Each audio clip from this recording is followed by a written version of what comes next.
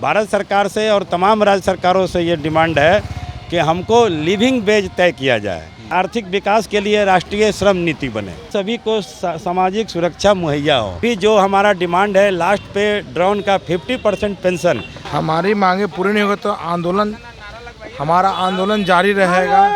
नमस्कार, मैं अभिषेक और आप देखना शुरू कर देते हैं बिहार प्रोजेक्ट। देखिए अभी हम मौजूद है राजधानी पटना के गर्दनी बाग में और आपको बता दें कि यहाँ पे जितने भी जो लोग बैठे हुए हैं, लोग जो है भारतीय मजदूर संघ के जो लोग हैं, इन लोग क्या समस्या है, इन लोगों से बातचीत करेंगे और जानेंगे क्या समस्या होगा। सर यहाँ पे लोग धरना दे रहे हैं। ऐसा है कि अभी 7, 8, 9 अप्रैल 2023 को भारतीय मजदूर संघ जो देश का सबसे बड़ा श्रमिक संगठन है, उसका 20वां त्रैवार्षिक अखिल भारतीय अधिवेशन पटना में संपन्न हुआ।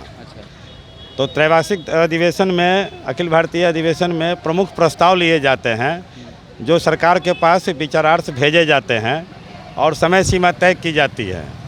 तो उसी संदर्भ में 4 प्रस्ताव पारित किए गए। उन 4 प्रस्तावों में तमाम संगठनों के जो है वो मुद्दे हैं। तो अलग अलग उसको एलोबरेट अभी करके हम लोग यहाँ नहीं रखे हैं। वो जब मुद्दे सरकार के पास जाएंगे और सभी राज्य सरकारों के पास उसकी प्रति भी जाएगी तो उन संगठनों का विस्तृत जो है ना उसमें एलोबरेशन जाएगा। लेकिन मुख्य रूप से जो 4 प्रस्ताव पारित किए गए हैं वो है न्यूनतम मजदूरी जो सरकार तय करती है उसके स्थान पे भारतीय मजदूर संघ का डिमांड है कि जीविका मजदूरी होनी चाहिए, मतलब लिविंग वेज होना चाहिए। जो मिनिमम वेज है उसको हम नहीं मानते हैं, हमको लिविंग वेज चाहिए मजदूरों के लिए। क्योंकि न्यूनतम मजदूरी जो है हर राज्य में अलग अलग है। केंद्र सरकार द्वारा तय मिनिमम वेज कहीं लागू होता है, कहीं नहीं लागू होता है। उदाहरण स्वरूप बिहार में भी केंद्र का न्यूनतम वेज जो है वो लागू नहीं है, नहीं होना चाहिए। लेकिन हमारा भारत सरकार से और तमाम राज्य सरकारों से ये डिमांड है कि हमको लिविंग वेज तय किया जाए। लिविंग वेज तय करने का एक फार्मूला है जो एक्वायर्ड फार्मूला अभी तय हुआ है। वो ये है कि परिवार में जितने लोग रहते हैं उनको जो न्यूनतम आवश्यकताएं हैं उनके आधार पे, जैसे हम राशन कार्ड का निर्धारण करते हैं, वयस्क व्यक्ति 1 यूनिट, बच्चे आधा यूनिट, इस तरह से परिवार की गणना करके लिविंग वेज सरकार तय करे और मिनिमम वेज का कोई जो है ना प्रारूप जो भी है उसको आने वाले दिनों में हटा दिया जाए। इससे मजदूर को नुकसान है। सेकंड है कि आर्थिक विकास के लिए राष्ट्रीय श्रम नीति बने। अभी जितना देखिए 39 हमारे जो लेबर नियम थे लेबर एक्ट के अंतर्गत, उनको 4 लेबर कोड में बांट दिया गया, ठीक है। लेकिन अभी तक उस पर कोई राष्ट्रीय श्रम नीति नहीं बनी है। वो बनेगी तभी तो वो इम्प्लीमेंट होगा। तो उसको जो है इम्प्लीमेंट करने की आवश्यकता है। इसके लिए राष्ट्रीय श्रम नीति बनाया जाए, पूरे देश में एक समान लागू हो। तीसरा है सभी को सामाजिक सुरक्षा मुहैया हो। अभी तक जो हमारे यहाँ असंगठित क्षेत्र के लगभग 68 करोड़ मजदूर हैं और 68 करोड़ में हमारे 20 करोड़ भी मजदूर ऐसे हैं जो सामाजिक सुरक्षा के अंदर हैं, बाकी सभी सामाजिक सुरक्षा से बाहर हैं। जैसे यहाँ पर हमारा एक ऑटो यूनियन है, यहाँ पर हमारी घरेलू कामगार की महिलाएं हैं, इनको सामाजिक सुरक्षा में लाने की आवश्यकता है। इनके साथ सरकार का कोई ऐसा योजना नहीं है जो इन पर जिसको इनको लाभ मिल सके, इसलिए इनको सामाजिक सुरक्षा में लाने की आवश्यकता है।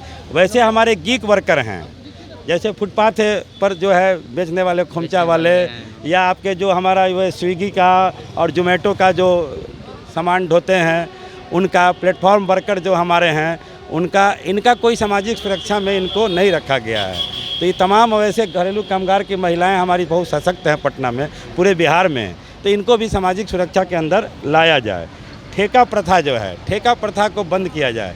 क्या होता है कि जितने आउटसोर्सिंग कर्मचारी तमाम सरकारी संस्थाओं में कार्य कर रहे हैं, ठेका दे दिया जाता है। उनका एक प्रिंसिपल एम्प्लॉयर जो होता है वो अपना पल्ला झाड़ देता है और वो एजेंसी को उनके हवाले कर देता है। वो एजेंसी जब चाहे उनको रखता है, जब चाहे उनको हटा देता है।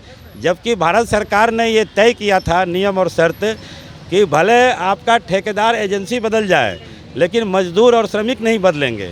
इसका पालन नहीं होता है। इस कारण से भारतीय मजदूर संघ का डिमांड है कि ठेका प्रथा को बंद किया जाए। डायरेक्ट प्रिंसिपल एम्प्लॉयर जो है वो अपना ठेका पर ही बहाल करे, लेकिन वो डायरेक्ट बहाल करे और उसके लिए जिम्मेवार प्रिंसिपल एम्प्लॉयर होगा। जैसे हम कोई कंपनी है तो हम जिम्मेवार होंगे मजदूरों के प्रति, हम किसी एजेंसी के प्रति उनके भविष्य को नहीं छोड़ सकते हैं। दूसरा है पुराने pension scheme, old pension scheme, सरकार इस पर यद्यपि बहुत काम कर रही है। सरकार ने एनपीएस सब्सक्राइबर को ग्रेटिट्यूटी दिया है पुराने स्कीम के आधार पे, उनको जो है लीव इंकैशमेंट का भी लाभ दिया है, उनको फैमिली पेंशन का भी दिया है। लेकिन अभी जो हमारा डिमांड है लास्ट पे ड्राउन का 50% पेंशन, इसकी गारंटी सरकार दे, ठीक है ना। और इसके अलावा हमारा ये डिमांड यथावत चल रहा है कि न्यू पेंशन स्कीम को स्क्रैप किया जाए, समाप्त किया जाए और पुराने वाले को बहाल किया जाए। ये मुख्यतः हमारा डिमांड है। अगर आपकी मांग अगर पूरी नहीं होती सर क्या कीजिएगा आगे? हमारी मांगे पूरी नहीं होगी तो हमारा आंदोलन जारी रहेगा। हमारा जो मुख्यतः 5 मांगे हैं, तो ये सुन लिए अभी सर बताएं 5 मांगों को, आपको मुख्य मांगों को आपको बताएं। अगर वही पूरी अगर नहीं होती तो आगे धरना जारी रहेगा? आगे धरना ये सांकेतिक धरना है। हम लोग अनवरता संघर्ष करते रहेंगे और समय समय पर अपनी मांग उठाएंगे। हम मुद्दों से भटकाव नहीं करेंगे, इस मुद्दे पर अड़िग रहेंगे और समय समय पर सरकार को उनके कर्तव्य के प्रति अवगत कराएंगे और सरकार को बोलेंगे वो हमारी मांगे माने, सहानुभूति पर उस पर विचार करे। हमारी मांग जायज़ है और हम संघर्ष के रास्तों पर चल पड़े। ये जितने भी लोग हैं या भारतीय मजदूर संघ के लोग हैं और इनका कहना है कि जो भी ठेकेदार के द्वारा जो काम कराया जाता है, ठेकेदार के बेसिस पे ना करा करके हमें डायरेक्ट जो है हमसे काम कराया जाए और उसके एवज में जो है हम लोग को जो है जो राज्य सरकार नहीं बल्कि केंद्र सरकार हमारा जो है जो हमको पैसा मिलता है उसको वो लागू करे कि कितना पैसा हमको मिलना चाहिए, कितना नहीं मिलना चाहिए। बाकी इन लोगों की एक मांग ये भी है कि जो पुराने जो पेंशन जो मिल रहे थे उसको जो नए वाले जो पेंशन जो आए हैं उसको हटा कर जो पुराने वाले जो पेंशन है उसी को लागू कर देना चाहिए। बाकी फिलहाल इन सब मामलों पे आप क्या सोचते हैं, अपनी प्रतिक्रिया जो है कमेंट बॉक्स में दें। बने रहते बिहार प्रोजेक्ट के साथ मैं अभिषेक कुमार, बहुत बहुत धन्यवाद।